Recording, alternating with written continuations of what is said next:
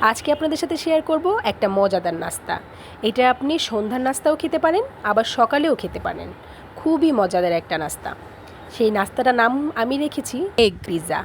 খুব ইজিভাবে পিৎজা শেপে কীভাবে আমি নাস্তাটা বানিয়ে থাকি আজকে আপনাদের সাথে তাই শেয়ার করব। প্রথমে আমি কাঁচামরিচ আর পেঁয়াজ নিয়ে নিয়েছি আর লবণ নিয়ে নিয়েছি। একসাথে সব কিছু ভালোভাবে মিশিয়ে এখানে দিয়ে দিলাম 2টা ডিম। ডিমটাও ভালোভাবে গুলিয়ে একটা প্যানে তেল বসিয়ে দিলাম।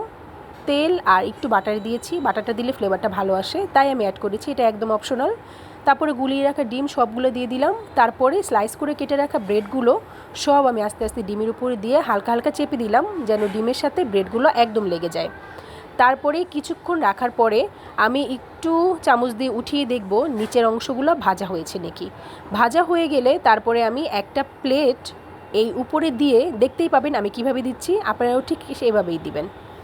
এভাবে প্লেটটা দিয়ে আমি এটাকে উল্টে নিলাম। তারপরে আবারও দিয়ে দিলাম প্যানে উল্টো সাইডটা। উল্টে দেওয়ার পরে কিন্তু আমি আরেকটু বাটার দিয়ে দিয়েছিলাম যেন নিচেরটাও সুন্দরভাবে ভাজা হয়ে যায়। তারপরে এই তো আমি উঠিয়ে নিলাম, আমার পিৎজা একদম রেডি।